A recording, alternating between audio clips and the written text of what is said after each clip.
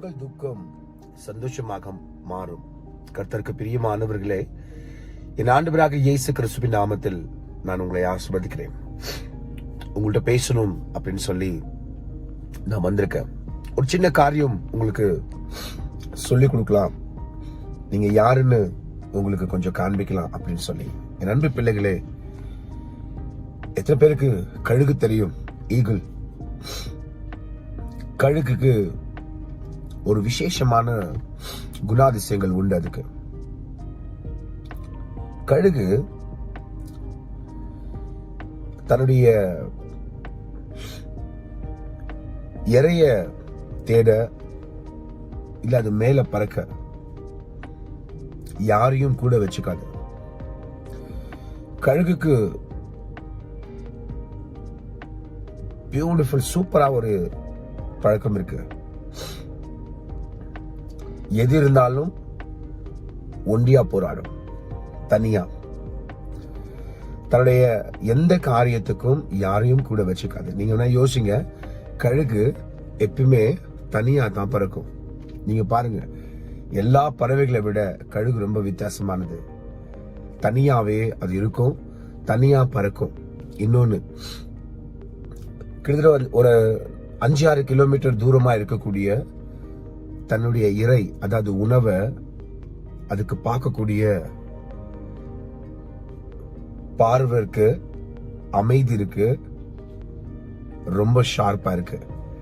அது பார்த்துச்சுன்னா கரெக்டா அங்க போகாது. போகும் பொழுது எங்கேயுமே அது டிஸ்டர்ப் ஆகாது. ஸ்ட்ரைட்டாவே அது 2 பார்வையும் அந்த இறமையில தான் என்ன பண்ணும் இருக்கும். கரெக்டா போகும், கரெக்டா போய் பிடிச்சிடும். சரிங்களா? இன்னொன்னு விஷயம், அதுக்கு பசி எடுத்தாதான் இறைய தேடும். அடுத்தது, அது முன்னாடி எது இருந்தாலும் பசி இல்லைன்னா அதை சாப்பிடாது. அதுவே அடிச்சு எடுத்துட்டு வந்து சாப்பிட்டுட்டு வயிறு முடிஞ்சுன்னா வச்சுட்டு போயிடாது. சோ நான் இன்னைக்கு உங்களுக்கு, என் அன்பு பிள்ளைகளே, நான் உங்களுக்கு சொல்லக்கூடிய விஷயம் என்னன்னா, தனியா போராடுங்க வாழ்க்கையில. ஏசப்பா அவங்க கூட இருப்பாரு. கழுகு போல மாறுங்க. நம்ம ஒன்னும் மாடு கிடையாது, நாய் கிடையாது. எல்லாம் கேவலமான வாழ்க்கை வாழ்றதுக்கு நீங்க கழுகு போல மாறணும். நீங்க கழுகு போல ஒரு டெஸ்டினேஷன் கரெக்டா உங்களுடைய காரியங்களை நீங்க ரொம்ப ஜாக்கிரதையாக இருக்கணும். எது செய்தாலும் தனியா செய்யுங்க, தனியா போராடுங்க, தனியா ஓடுங்க. உங்களோட ரகசியங்களை யார்கிட்டையும் சொல்லாதீங்க, உங்களுடைய காரியங்களை யார்கிட்டையும் சொல்லாதீங்க. சின்ன அட்வைஸ் இந்த நாளில தோணுச்சு, உடனே நான் உங்கள்கிட்ட பேசிட்டு இருக்கிறேன். கழுகு போல மாறுங்க, வாழ்க்கையில முன்னேறிடுவீங்க. கழுகு போல போராடுங்க. தனியா தான் அது பறக்கும். ஆனா ஒன்னு தெரியுமா உங்களுக்கு, பறக்கணும் கீழெல்லாம் பறக்காதது, மேல மேல மேல மேல மேல பறந்துகிட்டே இருக்கும். அதே மாதிரி நீங்களும் பறப்பீங்க. உங்க கான்பிடன்ஸ் எழுந்துடாதீங்க. ஒரு